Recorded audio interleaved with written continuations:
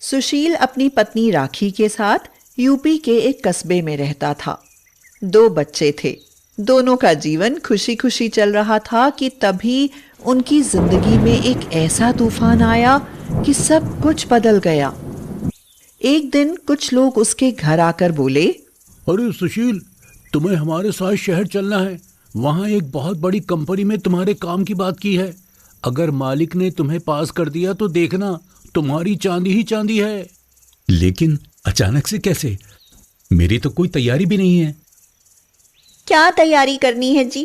कुछ कपड़े और खाने पीने का सामान ही तो रखना है। मैं अभी रख देती हूँ। फिर प्रदीप भाई साहब भी तो आपके साथ जा ही रहे हैं, तो चिंता किस बात की? हाँ, वो तो है।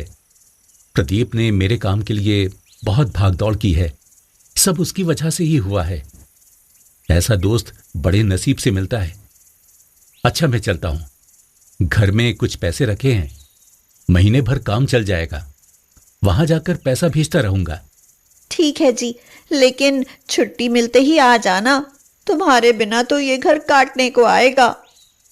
हट पगली, मैं कोई हमेशा के लिए थोड़ी ना जा रहा हूं। मैं हर महीने आता रहूंगा। तुम अपना और बच्चों का ख्याल रखना। सुशील चला गया और वो ऐसा गया कि फिर कभी लौटकर ही नहीं आया। ना फिर कभी प्रदीप का कुछ पता चला और ना सुशील का। ना कोई नंबर, ना कोई पता ठिकाना। आखिर बेचारी राखी उसे कहाँ ढूंढती। 4-6 महीने तो जैसे तैसे गुजर गए, लेकिन पेट भरने के लिए खाना चाहिए था और खाना जुटाने के लिए पैसा। राखी की बेटी शालू बोली, माँ, आप क्यों रोती बिलखती रहती हो? हमें तो लगता है कि वो लोग पापा को झूठ बोलकर ले गए।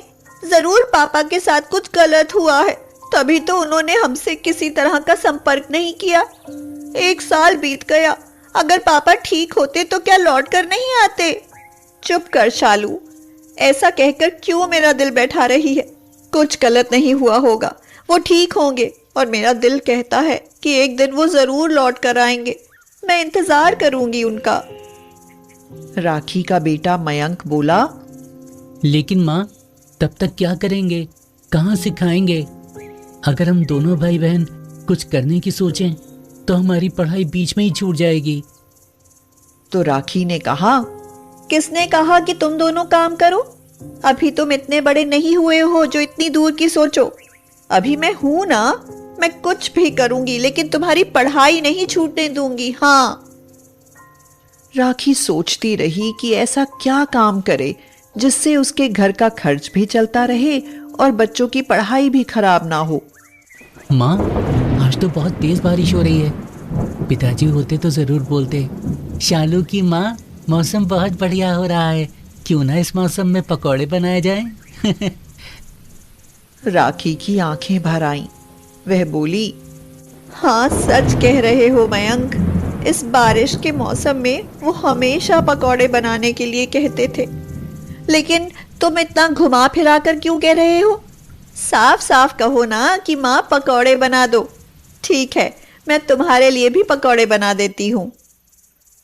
राखी ने देखा कि रसोई में बेसन के अलावा कोई और सामान नहीं था। फिर देखा कि कुछ आलू रखे हैं। राखी बोली, आलू के पकौड़े ही बना देती हूँ। राखी ने पकौड़े बनाए। बच्चों ने जब पकौड़े खाए तो उन्हें काफी स्वादिष्ट लगे। माँ, आप पकौड़े बहुत गजब के बनाती हो। आखिर किससे सीखे आपने पकौड़े बनाने? तुम्हारे पिताजी से। जब भी बनाने लगती तभी मेरा दिमाग खाने लगते। अरे ये नहीं डाला, वो नहीं डाला, ऐसे नहीं वैसे करो, थोड़ी अजवाइन भी डालो, और मैं उनके कहने से बनाती चली जाती थी। आज उनकी बहुत याद आ रही है। पता नहीं किस हाल में होंगे और कहाँ होंगे। माँ, फिर से रोना शुरू। अच्छा माँ, देख, मैं सोच रहा हूँ आप पकौड़े बनाओ और मैं बेचूं तो कितना अच्छा रहेगा। अरे नहीं, बिल्कुल नहीं। अभी तुम 9वीं क्लास में हो, तुम पढ़ो। मेरे होते हुए तुम पकौड़े बेचो, कितने शर्म की बात है। मयंक की ये बात राखी के दिल पर इस तरह लगी कि वह रात भर सो नहीं पाई। सुबह उठते ही उसने सोचा, मैं पकौड़े बेचकर ही अपने बच्चों को पढ़ाऊंगी, लेकिन इतना पैसा कहाँ से जुटाऊंगी? हाँ, अपने गहने बेच दूंगी। बुरे समय में काम नहीं आएंगे तो कब आएंगे? अगले दिन वह अपने कुछ पुराने गहने बेचकर सुनार से पैसे ले आई और पकौड़े बनाकर बेचने का काम शुरू किया। शालू ने कहा, माँ, आपने तो ये ठेला एक चलती फिरती दुकान बना लिया है। तो राखी बोली, हाँ, चलते फिरते बेचूंगी तो ज्यादा बिकेंगे, भला घर में कौन पकौड़े खरीदने आएगा? तभी एक ग्राहक आया। बहन जी, जरा मुझे 20 रुपए के पकौड़े दे दो।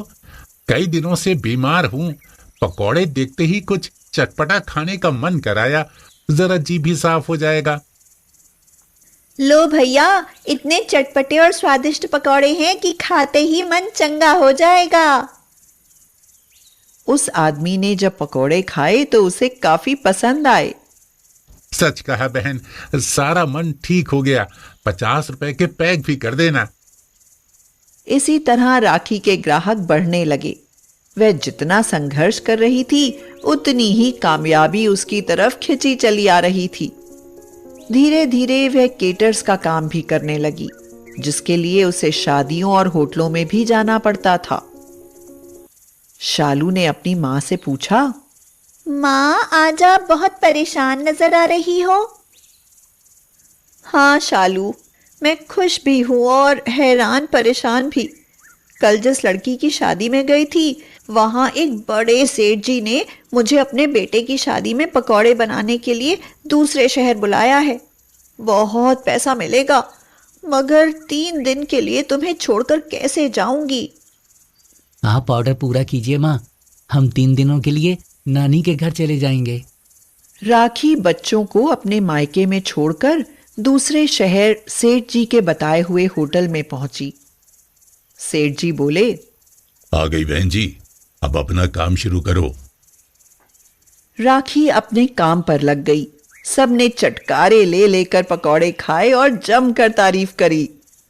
एक आदमी ने पूछा, अरे कौन है ये औरत? इसके हाथ में तो गजब का स्वाद है भाई। क्या पकौड़े बनाती है, मैं तो कभी नहीं भूल पाऊंगा। बेचारी यूपी से आई है, बहुत गरीब है, पता नहीं है बच्चों की परवरिश के लिए ये काम करती है। राखी नाम है इनका, इसकी मदद करने के लिए ही इसे यहाँ बुलाया है। दुगने पैसे दे दूंगा इसके काम के। पास में बर्तन धोता हुआ एक आदमी उनकी बातें सुन रहा था। राखी भी वहां आ गई। जो आदमी बर्तन धो रहा था वह सुशील था। राखी को देखते ही वह दौड़ा आया और खुशी के मारे उसका हाथ पकड़कर रोने लगा। राखी बोली, आप यहाँ? मुझे तो विश्वास ही नहीं हो रहा कि आप सही सलामत मेरे सामने खड़े हो। ये मेरे पति हैं सेठ जी। 3 साल से इनका कुछ अता पता नहीं था और आज ये यहाँ इस हाल में बर्तन। वह रो पड़ी। राखी, कुछ लोग मुझे प्रदीप के साथ मिलकर यहाँ बंधक बनाकर ले आए। तब से मुझसे यहाँ जानवरों की तरह काम कराया जाता है। अगर तुम यहाँ पकौड़े बनाने नहीं आती तो मैं जिंदगी भर के लिए यहीं कैद होकर रह जाता।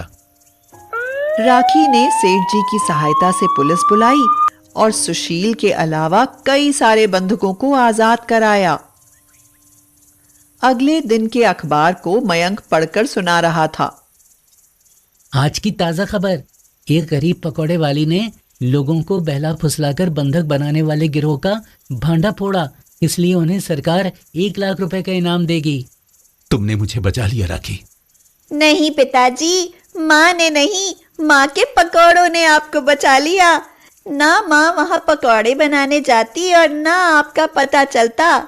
हाँ बच्चों, तुम्हारी पकौड़े वाली माँ बहुत बहादुर है और अब मैं भी उसकी पकौड़े बनाने में मदद करूंगा। वैसे इसे पकौड़े बनाने आते ही कहाँ हैं? पकौड़े बनाने तो इसे मैंने ही सिखाए थे, है ना? ये सुनते ही सब लोग खिलखिलाकर हंस पड़े।